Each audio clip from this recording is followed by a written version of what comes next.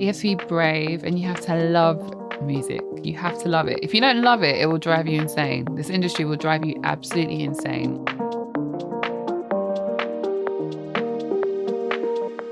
Hi everyone, and welcome to Songwriter Saturday. I'm Melissa Katsalis, and today's guest is Grammy Award-winning songwriter, producer, and artist KAMILLE. Today we talk about her work with Dua Lipa, Mabel, and Little Mix. We get into the importance of vulnerability, taking risks, and being a woman in the industry. Here's our chat. Hi KAMILLE, thank you so much for coming on Songwriter Saturday. We're so happy to have you. Thank you so much for having me. I can't believe you guys asked me to do this. I still feel like I have crazy imposter syndrome. So bear with me because, I find these things really, really hard to deal with. But I'm so grateful. Thank you. Imposter syndrome. I mean, I guess we could start there. I'm curious, when you're in these rooms with, other songwriters, producers, artists, and you do feel imposter syndrome, how do you kind of combat that? I think the key is just to enjoy the music and enjoy making music, because I think a lot of the time I feel a lot of pressure and I can get really worried and worked up before important sessions and stuff. But then I think the minute I start playing on the piano or doing something that I love, I kind of just forget about it. It's like a weird escapism for me. Lately, I feel like anxiety is my default. I think a lot of us have that now.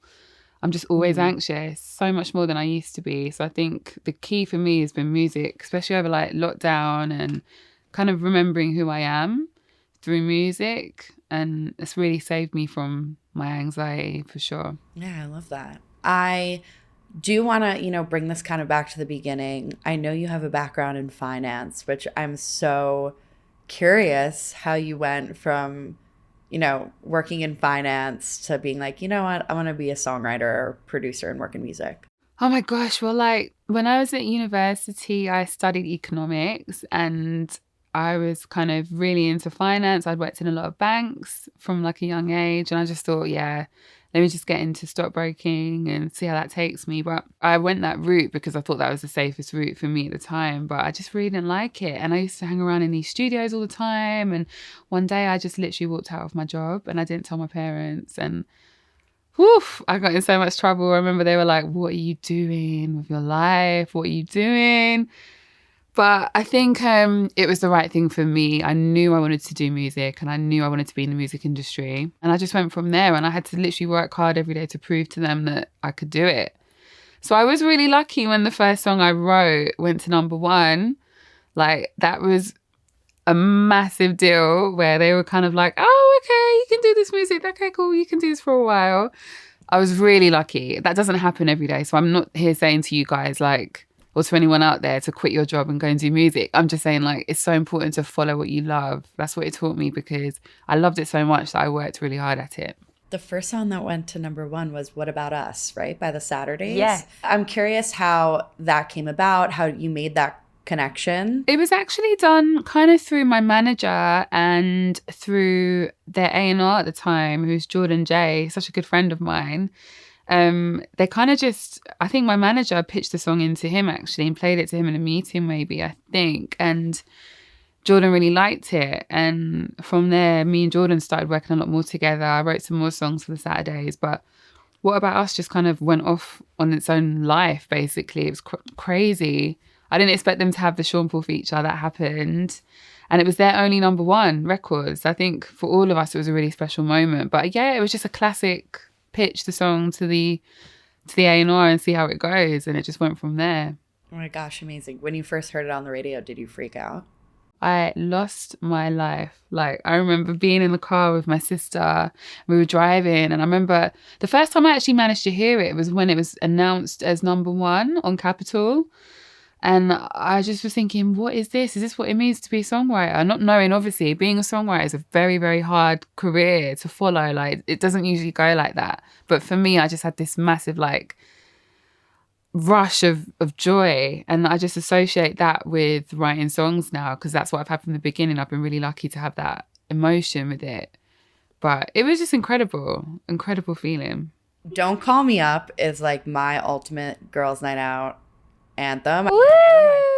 I would love to hear more about how that song came about, how you started with just writing in general with Mabel. I just feel like you guys are the ultimate power duo. I'm obsessed with Mabel. I feel like, if I remember correctly, I think that was our first session together. And we were in with Steve Mack, who is like my idol and inspiration when it comes to writing songs. And I think Mabel had like just left a relationship maybe. And she was like, we were just talking about trash guys basically, and how like they always seem to like call you when you're finally good. Like, why do they always want to, they always come back? And we were talking about that. And then I remember Steve just started playing these chords. That synth that you hear. We were just vibing off that synth. And I remember thinking, I wanted the chorus to just be so iconic. Like, we were vibing on loads of melodies. And then I think, if I remember correctly, I just started going, like just something really stupid. I don't remember what I was singing, but we were all like, yeah, that's it. That song was so much fun to make. Mabel's incredible, and writing that song meant a lot because it was actually her experience. So it was really fun, really, really fun. And I love the fact that afterwards she got to really go and promote that song, knowing the trash guy was hearing this song on the radio every 2 seconds. Like, that gave me so much life. I love doing that. Oh yeah, he was definitely hearing it. I really want to talk about your work with Little Mix. You know, you wrote Shout Out to My Ex along with like so many of their projects with them. How did that relationship start? How did you make that connection? That one started actually, so I was working on X Factor as like a coach slash like A&R person, and I was connected with their A&Rs, and my management kind of put me in touch with them and were like, you know, Camille's a really good writer. Maybe she should start writing for some of your acts and stuff. And obviously Little Mix were just doing so well at the time. So I remember going into the Psycho offices and I was so nervous, and going into this room and the girls, Little Mix girls were there. And I was like, hi! And they were like, hi! And we just all just started chatting rubbish. And I don't know if they'll even remember that, but I remember it to this day because I was so nervous. And I think immediately I just got them as people. Like, they were like friends instantly, and I kind of felt like I was writing for someone who I knew already. So I think from that point I just started writing from their perspective, kind of knowing like what a young girl would want to say and how she would feel. It made it very easy though, having a group of producers as well who all got it, because at that time I think Little Mix were kind of only working with like a smaller set of people, so we kind of all became a family. Like TMS, and oh my gosh, TMS were incredible at the beginning stages of Little Mix's career with like Wings and stuff like that. I think everyone else listened to Future Nostalgia on repeat. And I know that you wrote Cool and worked on the album. And again, what was the genesis for that song? What did that creative process look like? Wow, that song came from a place of so much love. I remember being on the piano. In fact, I was on a MIDI keyboard and I was playing this synth melody. I wanted to play something so 80s, like almost something that I would have heard on a Duran Duran song. And actually, the initial lyric was so different to Cool. I wrote the song about Coachella with the boys, and it was called Flamingos in the Pool. So she was like, yeah, no, let's change this lyric up, because she wasn't feeling it, which makes me laugh so much because I kind of love the new lyric maybe more now.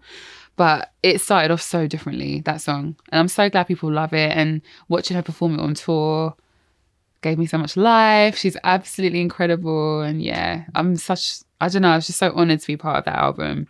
And it was obviously Grammy winning. So that was amazing. Did you have Dua in mind for the song, or did that come after the fact? Do you know what? Initially, you always think about people you love to sing your song. So she was definitely in mind for sure. And obviously, it would have been a dream for her to do it. And I think when it comes around to everything falling in line, like the A&R loves it and then Dua loves it, it's a really beautiful feeling. But no, I think, again, the imposter syndrome within me makes me feel like no one's ever going to cut this song. So when I wrote it, I was like, oh, it would be a dream. But, you know, until it happens, you're kind of like, you just don't know what's going to happen with it. And typically that happens a lot with my songs that I've written. They kind of sit around for a while. Unless I'm in the studio with an artist, it's kind of in my Dropbox for a minute. until, you know, someone cuts it or hears it. That's kind of the life of a songwriter. You don't really know what's going to happen with your songs, really. That sounds really sad, actually. I didn't want to depress anyone. It's not an exact science with songwriting. Like, you kind of just have to write what you feel that day and just keep your fingers crossed. That's kind of how it is. Just being real. What's your advice for other women who want to achieve the same level of success, you know, that you've achieved? There are hardly any women in this industry. Oh my gosh. I would say it's about being extremely brave, because I literally stood against everything I thought I should have done in my life to do this. And I went against my parents' advice. I went against what I thought was the safest thing for myself, because I loved music. So I think I'd say you have to be brave and you have to love music. You have to love it. If you don't love it, it will drive you insane. This industry will drive you absolutely insane. So you have to be able to wake up every day knowing, actually, no, do you know what? I love this. I'm going to wake up and I'm going to go make music. And that has to be your joy. If that's not your joy, don't do it. You're quite vulnerable in your own art. I was listening to Learning last night. I'm curious how you came up with that concept, and if you feel comfortable diving into the motivation as well behind Learning, that would be great. I remember I was going through such bad depression. Like, wow. I don't know where that came from, but it was literally like a grey cloud. That's how it feels, isn't it? It feels like you just wake up every day and it's there. And that, for me, in my life, it fed into anxiety, insecurity, vulnerability, negativity, like a swirling cocktail of all of this. Every day I'd wake up, look in the mirror, feel absolutely disgusted with what I saw, pick out every little thing. It was that kind of moment that I had in my life. And I know just from the response to that song, how many other people are going through that. I didn't realize. It's kind of stupid of me to think I was the only one, but that's why I wrote that song. I think I was in the studio with Goldfingers, who are two incredible producers who produce a lot of my music. And yeah, I was just playing this lullaby kind of thing on the synth, and it made me feel really sad. And it made me feel like it was a beautiful lullaby that needed to have like a really beautiful message to myself to kind of help me sleep, because I was having trouble sleeping. I remember crying to Frank from Goldfingers. It's going to make me cry now, because I couldn't sleep. Because insomnia is one of the worst parts of depression. You tend to not be able to sleep very well. So Learning is like a lullaby to myself to help me sleep. Oh my God, I'm going to cry. And I think I just wanted to help other people with that as well. Oh my gosh.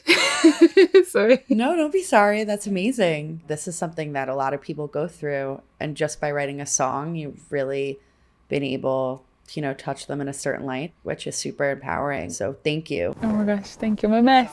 And my final question for you, because honestly, I could talk to you all day.